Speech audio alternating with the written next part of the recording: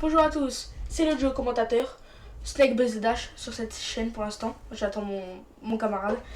Aujourd'hui, débrief du match entre l'Olympique Lyonnais et le FC Basel. Victoire 2-0 de l'Olympique Lyonnais. On va commencer par les tops et les flops.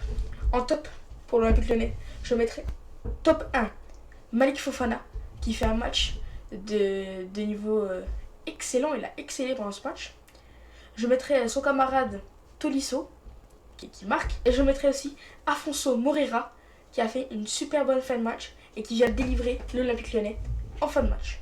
Du côté du FC Basel, je mettrai en top Dani Luc, qui a fait un beau match en défense. Je mettrai Le Roi, qu'on a beaucoup vu et qui a fait beaucoup de belles interceptions. Et je mettrai Otélé, qui a fait des super bons appels sur la gauche. En flop, du côté du FC Basel, je mettrai Shaqiri, qui a montré qu'il était trop vieux maintenant et qu'il devait arrêter le foot. C'est mon avis personnel. Vouilloz, qui est fautif sur le premier but. Et Beignet Traoré, qui intervient à la 72e minute, mais qui fait pas un match de fou.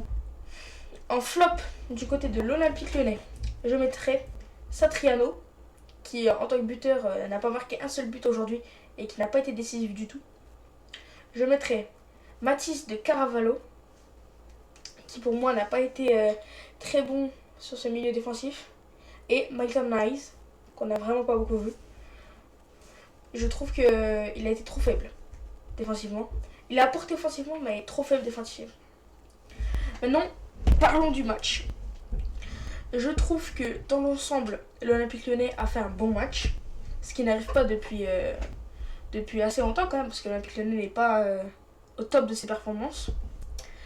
Contre une équipe de Bâle qui était assez faible, surtout défensivement. Et je trouve que pour l'Olympique Lyonnais, ils auraient dû en mettre plus quand même.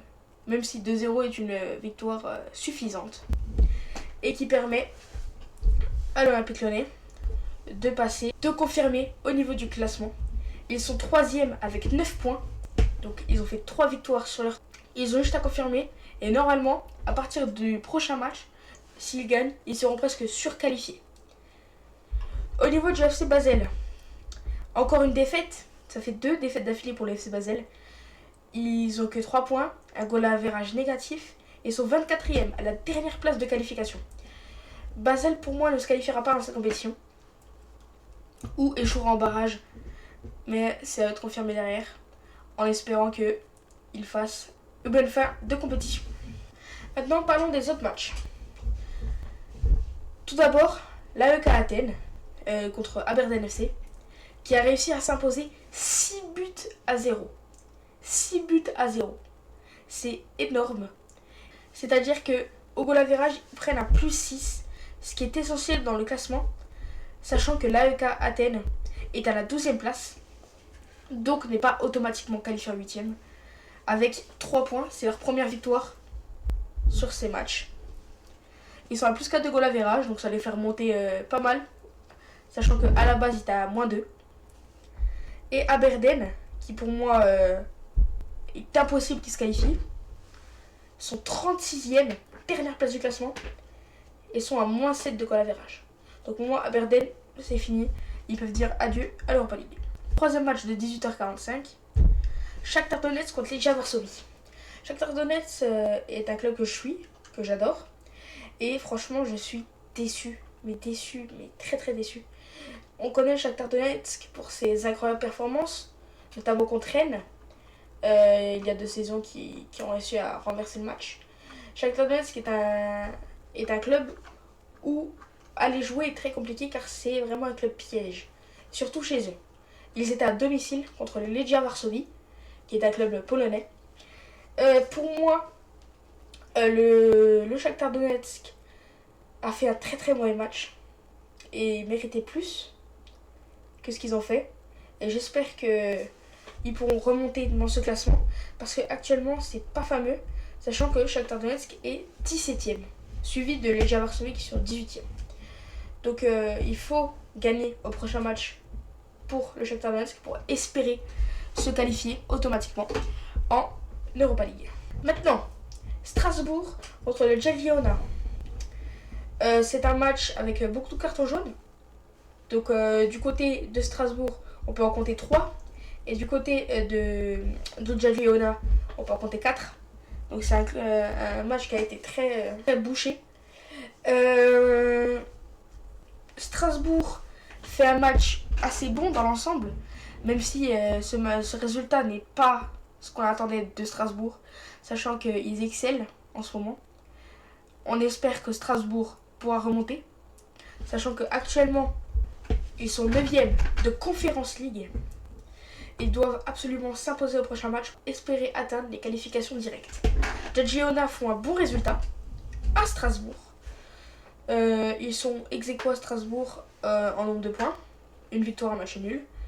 Et c'est un très bon résultat pour le Girona, sachant que c'est un club qu'on n'a jamais vu auparavant. Point classement. Nous allons tout simplement regarder le classement de l'Europa League et de la Conference League pour savoir où nos clubs français en sont. Pour commencer, très bon résultat de l'Olympique Lyonnais, qui est 3e de l'Europa League et qui pour l'instant ont des places définitives en qualification directe. En descendant un peu, on trouve Lille, qui a 2 victoires sur 3 matchs. En descendant, on peut trouver plus loin encore, et ça c'est très inquiétant, le cas de Nice, qui sont 33e avec 0 victoire sur 3 matchs. C'est un cas aussi qu'on va parler dans le prochain débrief. Et ça me dégoûte. Ça me dégoûte. Franchement, je suis dégoûté de la performance de Nice, qui salisse la France en Europa League et en toute compétition. Maintenant, point sur le classement de l'UEFA Conference League.